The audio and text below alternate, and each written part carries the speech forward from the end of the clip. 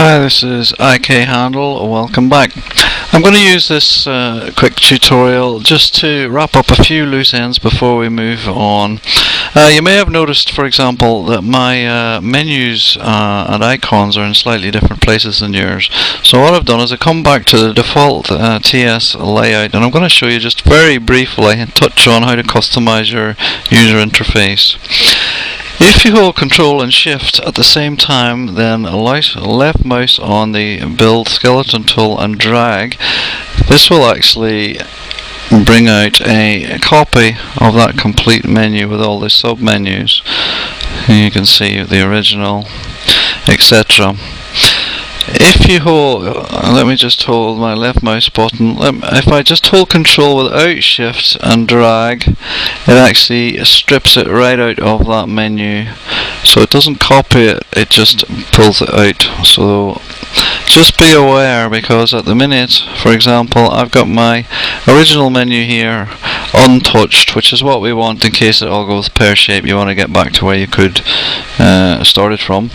Whereas on this one, I no longer have my original menu because I've actually pulled this one out. If I was to delete this and I didn't have this original, I would have lost any copy of this. So just be careful. Control Shift copies and leaves the original in place, and Control with the left mouse drag just gives you a torn out version of it, which is then still your only version. I can take this one stage further. If I now, with my copies, not my original, my copies, hold Control and drag this to the right hand side until a blue line shows up, I've just built myself a little two-part menu with the sub-menu still intact, and so on. I can come down here at Control only, drag this out so it's no longer in here, and I can Control only and right mouse and put it back in there. If I change my mind, Control, strip it out, Control, drag it to the bottom this time until you get the blue line where you want it. In this case, we'll put him there. And there you go. So you built your memory, or your menu. So now you have the advantage that you've still got your original, but you can build your own little customized menu and delete it at the end of the project, and you've still got your originals. Okay, on the bottom right hand side of the stack view, by default is the info panel, which gives you location, rotation, scale, etc. Names of the various bones as you build them, etc. And personally I find this a waste of stack space. So if I was to go like that, if I right mouse click on my white select icon, this will actually bring me up the info panel anyway. I can do the same thing with this as I did with the menus. I can Control, drag it down to the bottom right hand edge, and it puts it back in. There you go. Okay, so that was a little about customization. I'll come back to that shortly. I just want to show you a little more about the skeleton visibility options. If I right mouse click on the build skeleton tool on my stack view, under the panels I will see my character editor preference settings. I'll Control drag, left drag with that just to bring it out to show you. It defaults to the skeleton tool, joint placement, center, and default angles. What does all that mean? Joint placement center basically means when I have, for example, a cube and I then build a skeleton within the cube, it will try and center it as best as it can within that object. I have other options. I have the ground option, where it will build a skeleton snapped to the ground, which I showed you in a previous video. And I have a further option, which is surface. What that does is, for example, say I had a sphere, a mesh sphere, and I built the skeleton, it would actually attach the skeleton to the outside of the skin rather than trying to go through the inside. That can be quite useful. For the minute though, I'll just put it back to the default. Default angles are the angles it defaults to for the limits of how far each joint can rotate.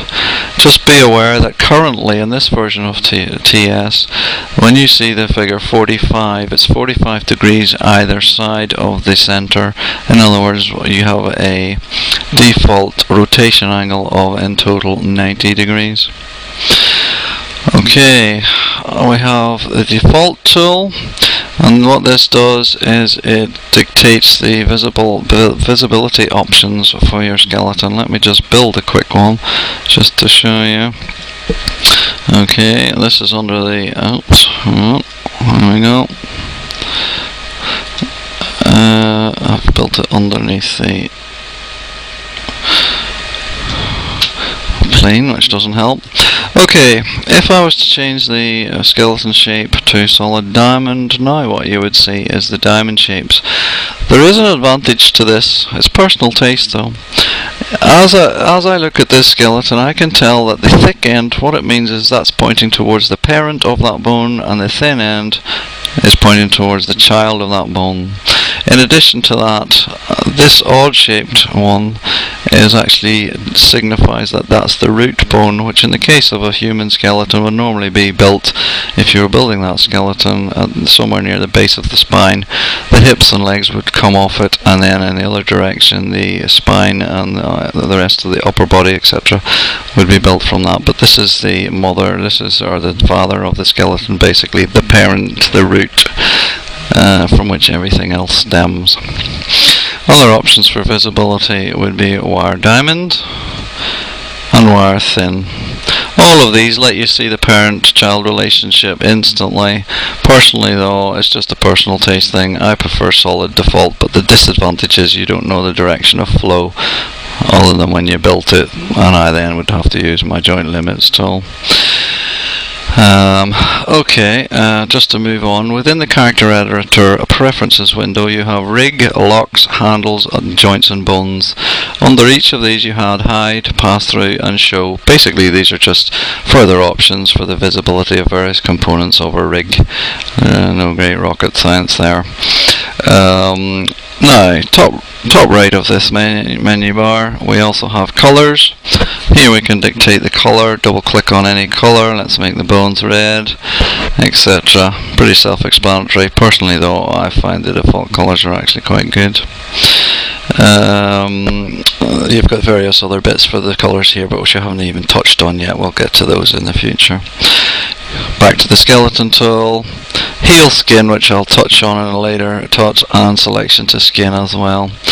So there you go. One of the advantages of this menu over the other ones is if you delete this one and then go back and right mouse click on this, it will build another one in the stack view, so you don't have to worry about losing that one. Right, I hope that has helped. Maybe now you can customize your user interface for a nice workflow. It doesn't have to just apply to animation or to skeletons and rigging and what have you.